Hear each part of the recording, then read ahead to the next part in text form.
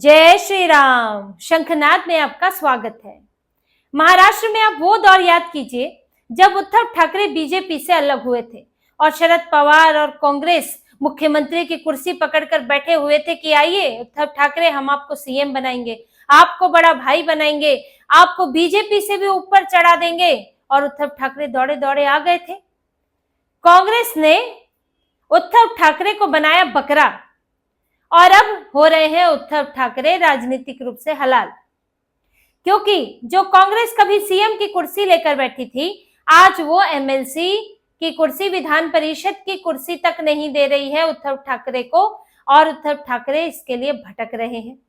अब गुस्सा भी निकाल रहे हैं, कुंठा भी निकल रही है, सामना में लेख लिखे जा रहे हैं और कांग्रेस को कुड़ने वाली, लालची, मतलबी पार्टी कहा जा रहा है।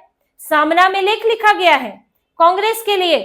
जहां अभी तक बीजेपी के लिए लेख लिखे जाते थे, वहां कांग्रेस के लिए लिखे जा रहे हैं और कांग्रेस को कहा जा रहा है कि ये पार्टी अपने सहयोगियों को कुछ नहीं समझती, उनका सिर्फ इस्तेमाल करना जानती है, मतलबी है, उनको सिर्फ लालच की नजर से, बैसाखियों की नजर से देखती है कि उनके कंधे पर पैर रखकर आगे बढ़ना है। ये सारी बातें कांग्रेस के लिए हो रही है, क्योंकि उद्धव ठाकरे को मई में चाहिए विधान परिषद की सीट जो खाली हो रही है।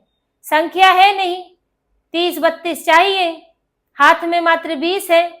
शरद पवार ने समर्थन किया है, लेकिन 10 मिलके भी कुछ नहीं होगा। शरद पवार के भी 10 मिल जाएंगे तो आप हो जाएंगे 30। अगर कांग्रेस ने, अगर बीजेपी ने और एकनाथ शिंदे ने उम्मीदवार उतार दिया तो ये 30 में से आपको 20 भी मिल जाए तो बड़ी बात होगी, क्योंकि वहां तो फिर सेंध लगनी है। इसलिए कांग्रेस चाहिए जिसके पास 16 विधायक हैं, ताकि 46 की संख्या बन जाए। कांग्रेस ने हाथ पीछे खींच लिए हैं। उद्धव ठाकरे खूब मना रहे थे लेकिन माने नहीं, तो शरद पवार ने घोषणा की कि उद्धव ठाकरे यानी कि शिवसेना यूबीटी जिसको भी उम्मीदवार बनाएगी एमएलसी के लिए, हम उसका समर्थन करेंगे। कहने का मतलब है कि उद्धव ठाकरे का समर्थन करेंगे। शरद पवार ने घोषणा कर दी। इसके बाद कांग्रेस नाराज हो गई। कांग्रेस का जो राज्य इकाई है वो नाराज हो गई और कहने लगे कि भाई हम तो दूसरे नंबर की पार्टी है एमवीए में और हमसे चर्चा होनी चाहिए। हर्षवर्धन सकपाल जो इनके प्रदेश अध्यक्ष हैं, उन्होंने साफ कहा कि इस तरह से एक तरफा फैसला नहीं हो सकता, हमारे हाथ ना राज्यसभा लगी ना एमएलसी लगेगी, हमें मिलेगा क्या इस गठबंधन में। अब इस पर उद्धव ठाकरे की पार्टी ने लिखा है सामना में कि कांग्रेस चर्चा करने की बात करती है, तो लेकिन हमें चर्चा किससे करें, हम या प्रदेश इकाई से चर्चा करें तो उसकी चलती नहीं, और केंद्र की इकाई जो है वो चर्चा करने को राजी नहीं है। जब राज्यसभा में सीट की बात आई थी तब इनका कहना है, सामना में जैसा लिखा गया है, कि कांग्रेस की प्रदेश इकाई चाहती थी कि हमें राज्यसभा चुनाव लड़ना चाहिए, कांग्रेस भी चाहती थी, लेकिन तब कांग्रेस के केंद्र से फोन आए, यानी कि राहुल गांधी, मल्लिकार्जुन खड़गे, जिनके साथ सुप्रिया सुले ने मुलाकात की थी, उसने दखल दिया। उन लोगों ने यहाँ उद्धव ठाकरे को भी फोन किया, अपनी प्रदेश इकाई को भी बोला कि नहीं भाई, हमें शरद पवार को ही समर्थन देना है। अब कांग्रेस का तो देखिए मामला ये है कि कांग्रेस को राज्य से तो खास मतलब है नहीं, उन्हें मतलब है राहुल गांधी से, जो दिल्ली में बैठे हुए हैं, उनको राहुल गांधी की कुर्सी बचानी है। उन्हें संसद में दिखाना है कि राहुल गांधी बड़े नेता हैं। अब यहां से अगर एनसीपी में शरद पवार को समर्थन नहीं देते तो विलय की बात तो चल ही रही थी उन दिनों, शरद पवार की भी फजीहत होती और इनके गठबंधन भी जो दरारे दिख रही है वो तो बिखर ही जाता। तो और ऐसे में शरद पवार की पार्टी संभवतः एनडीए में जा सकती थी। शायद हो सकता है यही डील की गई हो कि हम एनडीए में नहीं जाएंगे भाई, 8-9 सांसद है वो हम लेकर एनडीए में चले जाएं, तो यहाँ पर इनका इंडी गठबंधन और खत्म, और यहाँ पर विपक्ष ही खत्म हो जाता। बीजेपी तो 29 की सोच के चल रही थी, अभी भी इस तरह के प्रयास है। अगर शरद पवार चले जाएं तो फिर बचेगा क्या? यहाँ उद्धव ठाकरे की हालत ऐसे ही, कांग्रेस की हालत ऐसे ही, तो फिर आपके पास यहाँ पर एनडीए में कांग्रेस और उद्धव ठाकरे तो वैसे ही साथ नहीं आ पाते, शरद पवार के चलते तो फिर भी साथ आते हैं, तो इन्हें केंद्र में भी दिक्कत होती, इंडी गठबंधन से सांसद कम हो जाते, सुप्रिया सुले जो है उस तरफ बैठ जाती है उस खेमे में, यहाँ पे राज्य में भी दिक्कत होती, तो ओवरऑल राहुल गांधी की परेशानी बढ़ती। तो इन्हें लगा कि अब ये कर लेना चाहिए, इसलिए शरद पवार का समर्थन किया। अब इनका कहना है उद्धव ठाकरे का कि जब आपके हाथ में कुछ है ही नहीं, जब राहुल गांधी और मल्लिकार्जुन खड़गे ही बताते हैं, तो फिर आप यहाँ पर क्यों उछल रहे हैं कि हाँ नहीं हमें चर्चा करनी है, हमें एमएलसी चाहिए। आप जाके पहले दिल्ली में बात कीजिए, दिल्ली में सवाल पूछिए कि एमएलसी चाहिए कि नहीं चाहिए। तो इन्होंने अपना गुस्सा निकाला है उद्धव ठाकरे ने कांग्रेस के ऊपर कि आप ना तो हम चाहते थे या तो हमें राज्यसभा दे देते, उद्धव ठाकरे राज्यसभा से चले जाते, कुछ तो हाथ लगता हमारे। ना आपने राज्यसभा लेने दी, ना आपने खुद ली, आपने शरद पवार को दिलाई। आज हमें एमएलसी चाहिए, लेकिन आज आप उस पर भी अड़ंगा अड़ा रहे हो, तो फिर ये नहीं चलेगा। इसी जो ये बैकडोर से बातचीत चल रही थी इतने दिनों से, ऐसे नहीं शरद पवार का बयान आया है। उद्धव ठाकरे यूबीटी की तरफ से बार बार फोन गए हैं, संजय राउत को भी इस्तेमाल किया गया है। ऐसे शरद पवार का इसलिए ये बयान आया उनकी पार्टी की तरफ से, लेकिन कांग्रेस को मना नहीं पा रहे हैं। कांग्रेस को तो ये तब भी नहीं मना पाए थे जब ये बीएमसी का चुनाव लड़ रहे थे। उद्धव ठाकरे ने, ऐसा तो पता चला था कि उद्धव ठाकरे ने जर्मनी तक फोन मिला दिया था राहुल गांधी को कि गठबंधन कर लो, पार्टी बचा लो। कांग्रेस ने गठबंधन नहीं किया। उद्धव ठाकरे के साथ कांग्रेस तालमेल नहीं रखना चाहती है। उनको ये है कि ठीक है, शरद पवार के साथ तो एक पुरानी दोस्ती है, शरद पवार की पार्टी भी उतना चुनौतीपूर्ण इनके लिए है नहीं, वो भी टूटी हुई पार्टी है, तो उनके साथ तो मैनेज हो जाता है, तुष्टीकरण वाली पार्टी ही रही है। लेकिन उद्धव ठाकरे के साथ कांग्रेस मैनेज नहीं करना चाहती है, और उद्धव ठाकरे की एक मंशा भी रही है। देखिए, शरद पवार ने कभी कांग्रेस से ऊपर जाने की इच्छा नहीं जताई, वो मैनेज करके चलते रहे, कांग्रेस के मुख्यमंत्री बनते रहे। लेकिन यहाँ पर उद्धव ठाकरे तो मुख्यमंत्री बनना चाहते हैं, उद्धव ठाकरे बड़े भाई दिखना चाहते हैं। कांग्रेस राष्ट्रीय पार्टी है, वो खुद को बड़ा भाई मानती है, तो वो उद्धव ठाकरे को इसीलिए एक तरफा सपोर्ट नहीं करना चाहती, हमेशा झुकाए रखना चाहती है। यही टसल, यही टकराव चलता है दोनों के बीच में। और उद्धव ठाकरे अब सामना में लिखकर अपनी खींच निकाल रहे हैं कि कांग्रेस सहयोगियों को बैसाखी की तरह इस्तेमाल करती है। इंडी गठबंधन में राहुल गांधी एलओपी बने हैं, लेकिन उनको एलओपी बनाने में महाराष्ट्र की 30 सीटें जो महाराष्ट्र से आई हैं, सांसदों की 30 सीटें हैं, उसमें भी भूमिका है। और कांग्रेस की जिसमें से मात्र 13 सीटें हैं, उसमें हमारी सीटों की भी भूमिका है। यानी कि राहुल गांधी को एलओपी हमने बनाया है।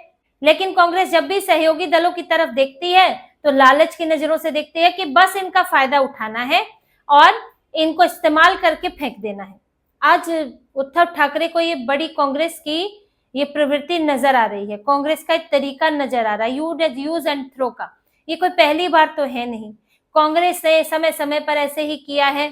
छोटी पार्टियों को साथ देख के सरकार बनाई और फिर सरकार बीच में ही तोड़ दी और खुद जो है चुनाव लड़के सत्ता में आ गई।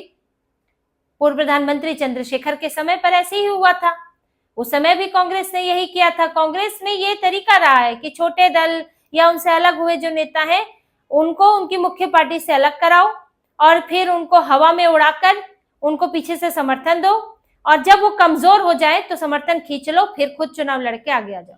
अब महाराष्ट्र में हो ये गया, प्लानिंग तो पूरी यही थी कि उद्धव ठाकरे को अलग करके हिंदुत्व को, हिंदुओं को कमजोर करो, बीजेपी को कमजोर करो। बीजेपी चुनाव हारेगी, हम जीतेंगे तो उद्धव ठाकरे को किनारे कर देंगे और हम बन जाएंगे मुख्यमंत्री। कांग्रेस का यही प्लान था, शरद पवार का यही प्लान था कि उद्धव ठाकरे तब क्या होंगे, वैसे ही वो भी कमजोर हो जाएंगे। जब दो पार्टियां, हिंदुत्ववादी पार्टियां अलग हो जाएंगी, उनके बीच वोट बटेंगे जैसा कि इन्होंने सोचा था, तो ये तो तय है कि बीजेपी को भी पूरी तरह नहीं मिलेंगे, उद्धव को भी नहीं मिलेंगे, और हमें तो जी मुसलमानों का भी वोट मिलेगा और उद्धव ठाकरे के जरिए हिंदुओं का भी वोट मिलेगा। और हिंदुओं का वैसे भी कुछ, इनका भी अपना कैडर है भाई, अपना समर्थक वर्ग है, तो यही सोचा था। लेकिन बाजी पलट गई और उद्धव ठाकरे को हिंदुओं ने उनकी धोखे की सजा दी, बीजेपी को पूरा सपोर्ट किया। उद्धव ठाकरे की पार्टी टूट गई, एकनाथ शिंदे जो है उनके 40 से ज्यादा विधायक लेकर चले गए, तो उद्धव ठाकरे अब इनके किसी काम के नहीं रहे। वो बैसाखी भी टूटी हुई बैसाखी बन गई। यहाँ उद्धव ठाकरे की पार्टी जो है टूटी हुई बैसाखी है कांग्रेस के लिए, कांग्रेस को रत्ती भर फायदा नहीं हुआ और यहाँ उद्धव ठाकरे को भी कांग्रेस से फायदा नहीं हुआ। तो विधानसभा में इनका हाल क्या हो गया। तो अब जब तुम कांग्रेस के किसी काम के ही नहीं रहे हो तो कांग्रेस तुम्हें मुंह क्यों लगाएगी। तुमको तो ना बीजेपी बुला रही है, तुम तो कोशिश भी कर रहे हो तो भी नहीं बुला रही है, तुम अकेले भी कुछ नहीं उखाड़ सकते। शरद पवार की कम से कम ये अहमियत तो बन गई उनकी पार्टी की कि उनको एनसीपी जो है, मुख्य एनसीपी है, वो बुला रही है, विलय कर सकते हैं, उनके सांसदों की स्वीकार्यता है, बीजेपी भी इसके लिए दरवाजा खोले हुए है। तो कम से कम ये अहमियत तो है, आपकी तो वो भी नहीं है। तो आपको तब कांग्रेस में ये नहीं दिखा, आज आप 1000 ठोकरे खा के बर्बाद होके आपको कांग्रेस नजर आ रही है। इस पर भी देखिए, इस पर भी ये बोल रहे हैं कि हम कांग्रेस को सपोर्ट करेंगे, महाविकास आघाड़ी में जो अगला चुनाव आएगा हम पूरी तरह हम सपोर्ट करेंगे, लेकिन कांग्रेस को भी देखना चाहिए, अपने सहयोगियों के बारे में सोचना चाहिए। तो अब भी कांग्रेस के ही चरणों में पड़े हैं, लेकिन अब किसी तरह दबाव बनाने की कोशिश है कि कांग्रेस अपना फैसला बदले, और इनके केंद्रीय नेतृत्व से भी संभवतः ये लोग बात करेंगे आने वाले समय में। उद्धव ठाकरे राहुल गांधी से मुलाकात भी कर सकते हैं या बात कर सकते हैं फोन पर, या आदित्य ठाकरे बात कर सकते हैं कि एमएलसी की सीट के लिए अपनी राज्य इकाई को मनाइए और हमें समर्थन दीजिए। अब ये कांग्रेस के ऊपर है कि राज्य इकाई को कितनी बार आप मनाएंगे। शरद पवार के समय तो आपने मना लिया, आपको भी तो कुछ देना पड़ेगा। आपके पास क्या है वहां पर, ना सत्ता में बैठे हो, ना नेता प्रतिपक्ष के लिए भी उद्धव ठाकरे ही दौड़ते रहते हैं कि मेरा नेता प्रतिपक्ष होना चाहिए। आपको एक एमएलसी की सीट मिल सकती है, वो भी उद्धव ठाकरे जो है तैयार है लेने के लिए। तो इसमें आपकी राज्य इकाई के नेताओं को भी तो कोई पद चाहिए होता है, कुछ तो चाहिए होता है, वरना वो क्या सिर्फ झंडे उठाने के लिए है।